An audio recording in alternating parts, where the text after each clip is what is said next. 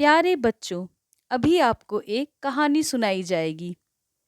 कहानी को सुनकर पूछे गए प्रश्नों के उत्तर देने हैं। ये कहानी आपको 2 बार सुनाई जाएगी। कृपया ध्यान से सुने। कहानी है मूर्ख साधु।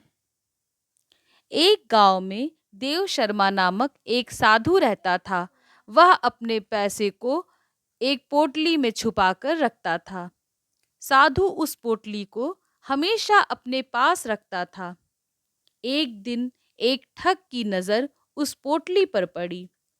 वह साधु के पास गया और बोला, ओम नमः शिवाय।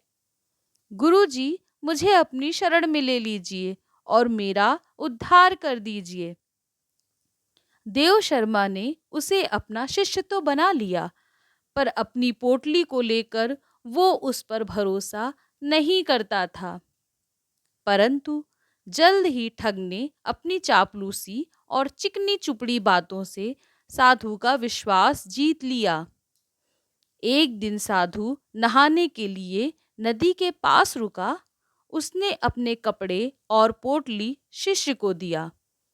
जब वह नहाकर वापस आया तो देखा उसके कपड़े जमीन पर पड़े हैं, पर उसकी पोटली और शिष्य दोनों वहां नहीं हैं। साधु समझ गया कि शिष्य उसके पैसे लेकर भाग गया है। नैतिक शिक्षा।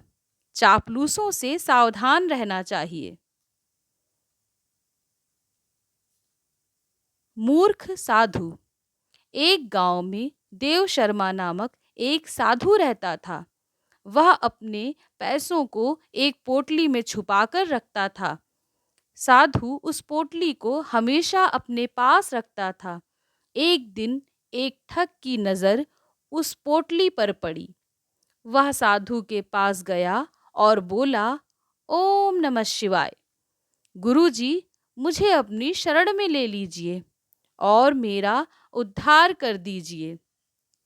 देव शर्मा ने उसे अपना शिष्य तो बना लिया, पर अपनी पोटली को लेकर वो उस पर भरोसा नहीं करता था। परंतु जल्द ठग ने अपनी चापलूसी और चिकनी चुपड़ी बातों से साधु का विश्वास जीत लिया। एक दिन साधु नहाने के लिए नदी के पास रुका। उसने अपने कपड़े और पोटली शिष्य को दिया। जब वह नहा कर वापस आया तो देखा उसके कपड़े जमीन पर पड़े हैं, पर उसकी पोटली और शिष्य दोनों वहां नहीं हैं। साधु समझ गया कि शिष्य उसके पैसे लेकर भाग गया है। नैतिक शिक्षा। चापलूसों से सावधान रहना चाहिए। बच्चों, इस कहानी को आपने 2 बार सुन लिया है। अब दिए गए प्रश्नों के उत्तर दीजिए।